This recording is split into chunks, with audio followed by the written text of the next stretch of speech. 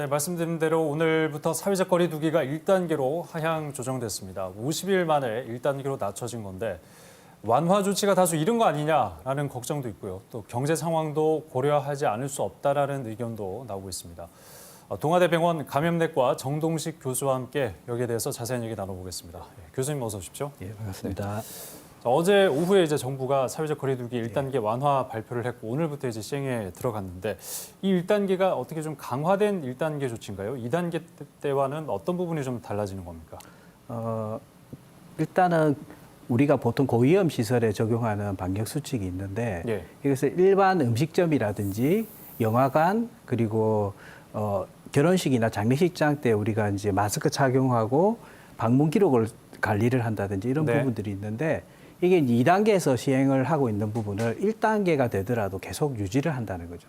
그래서 어떻게 보면 강화된 수칙이라고 또 할 수가 있고요. 예. 그래서 이번 1단계 조정안을 좀 보면은 크게 두 가지로 요약을 하고 나머지를 이해하면 도움이 될 텐데 네.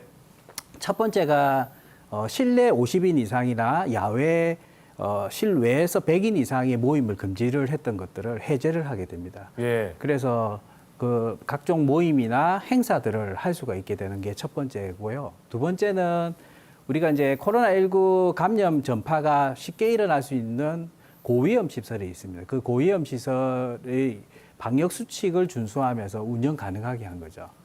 그래서 그런 부분들이 두 가지가 대표되는데 예. 하지만 유흥시설 5가지 종류가 있는데 유흥주점이나 단란주점, 감성주점 또는 콜라텍이나 헌팅포차 이런 5종은 4제곱미터 이내 1인 이상의 제한을 두고 이렇게 가능하게 했고 그다음에 방문 판매로 우리가 알려져 있는 판매 홍보관 같은 경우는 아직은 금지를 유지를 하고 네. 있습니다. 그래서 이 두 가지가 대표적이고 그 외에 우리가 또 이제 시민들이 피부로 느낄 수 있는 거는 프로스포츠 같은 경우에 수용 가능 인원의 30%가 입장 가능하고요. 예.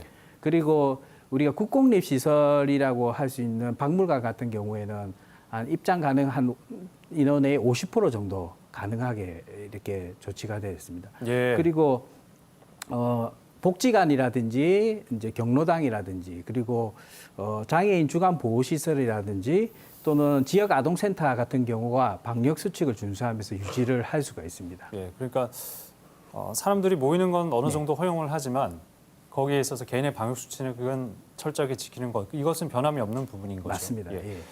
그런데 이 시기를 놓고 좀 적절한 것이냐 이런 논란이 있습니다. 뭐 경제 때문에 안 할 수 없는 거 아니냐 또 이런 주장도 있고요. 교수님께서는 어떻게 좀 판단하고 계십니까?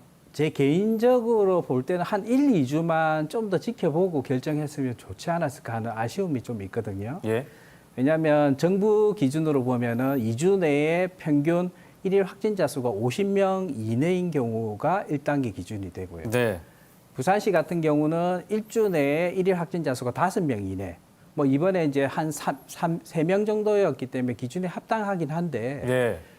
우리가 감염 미상의 어떤 비율이 거의 14%에서 한 30%까지 올라가 있습니다. 그래서 이런 부분에서 이제 조용한 감염이 이렇게 전파가 되다가 방역 수칙을 어긴 모임이나 집단이 있으면은 그 모임을 통해서 유행이 될 수가 있는 위험이 있는 거죠. 그래서 저는 우리 시민들이 1단계로 완화됐다고 해가지고 방역 수칙을 완화해서는 절대는 안 되고 오히려 엄격히 하셔야 되고 그래서 마스크를 착용한다든지 그리고 실내에 들어갈 때는 방문록을 작성한다든지 환기를 한다든지 이런 방역 수칙을 좀 철저히 하시고 그리고 코로나 의심 증상이 있으면 바로 보건소 가서 검사를 하시는 이런 것들이 꼭 지켜져야 되고 그리고 부산시 방역 당국 같은 경우는 지속 가능한 실효적인 방역 대책을 세운다고 했는데 네.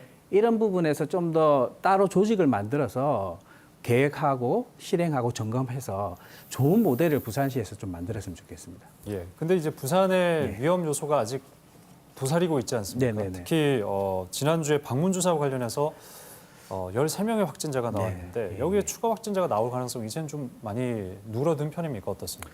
그래서 그때 방문 주사를 했던 간호조무사가 결국은 10월 3일에 심장사로 사망을 하시게 됐는데 네.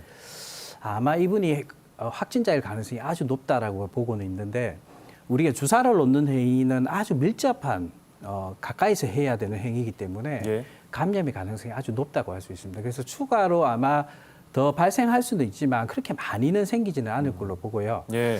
그리고 특히 이제 이 감염 주사를 이 주사를 맞은 분들은 드러내기가 좀 힘든 부분이 있기 때문에 좀 더 부산시 입장에서는 철저한 역학 조사를 시행해야 되겠고 맞으신 분들은 법적 책임이 없다고 하니까 보건소에 꼭 연락하셔가지고 증상 없더라도 꼭 검사를 받으셔야 될 것 같습니다. 네. 또 한 가지 좀 걱정스러운 게 네. 이제 올해 2월부터 부산에도 첫 확진자가 나오기 시작해서 지금까지 484명의 확진자가 네. 누적이 된 상황 네네네. 아니겠습니까? 근데 9월 11일부터 10월 11일까지 한 달 동안 약 30%의 확진자가 나왔거든요. 네. 이거는 어떻게 좀 해석을 할 수 있겠습니까? 2월 달에 부산에서 유행이 시작됐을 때는 교회를 중심으로 사실 발생을 됐습니다. 그래서 예. 어떻게 보면은 소스가 명확하기 때문에 부산시 방역 당국에서 짧은 시간에 통제를 하기가 용이했는데 지금은 어떻게 보면 지역사회 전반으로 해서 조용한 감염이 전파되고 있기 때문에 방역 수칙을 좀 철저히 안 하는 모임이나 집단이 있으면 그걸 통해서 유행이 될 수가 있죠. 그래서 그런 부분에서 이제 꼭 방역 수칙을 지켜주는 마스크를 착용하고 네. 그리고 환기를 하고 이런 방역 수칙을 철저히 하는 것이 아주 중요하다고 할 수 있을 것 같습니다. 네. 그 방역 당국에서도 오늘 이제 거리두기 완화 조치를 발표를 하면서 누차 강조한 게 네. 철저한 개인 방역을 좀 지켜달라라는 맞습니다. 네, 얘기였는데 아무래도 1단계로 이제 완화되다 보니까 또 지금 가을이고 네. 하면서 야외 활동 나가시는 분들도 많으실 것 같은데 1단계로 완화된 이 사회적 거리두기 속에 개인 방역 아까 말씀하셨지만 한 번만 더 마지막으로 강조를 좀 해주시죠. 네. 그래서 어쨌든 마스크를 벗을 수 있는 그런 환경을 최대한 피하는 게 너무 중요할 것 같고요. 예. 그게 이제 식당이든 그리고 또 어떤 모임이든 꼭 마스크를 착용하고 벗어야 될 경우에는 대화를 좀 금지를 한다든지 자제를 한다든지 이렇게 해야 될 것 같습니다. 그리고 최근에는 이제 가을이기 때문에 야외 활동을 많이 하게 되고 나들이를 많이 하게 되는데 특히 이제 그런 경우에도 가능한 한 버스를 통해서 버스라는 밀집된 밀폐된 공간을 같이 공유해야 되기 때문에 네. 단체로 여행하는 것은 좀 자제를 하고 그리고 우리가 이제 동선이 겹치지 않도록 걷더라도 한 방향으로 이렇게 걷는다든지 이런 부분들을 좀 신경 썼으면 좋겠습니다. 그리고 무엇보다도 밀집된 환경이라면 야외라도 꼭 마스크를 착용하고 예. 음식을 나눠 먹을 때 마스크를 벗어야 되니까 그럴 때 위험이 하기 때문에 그런 부분을 가능한 피하는 게 좋겠죠. 알겠습니다. 예. 다시 한번 2단계로 이제 상향되는 네. 그런 일이 없기를 바라겠습니다. 네. 네, 동아대병원 정동식 교수와 함께 얘기 나눠봤습니다. 고맙습니다.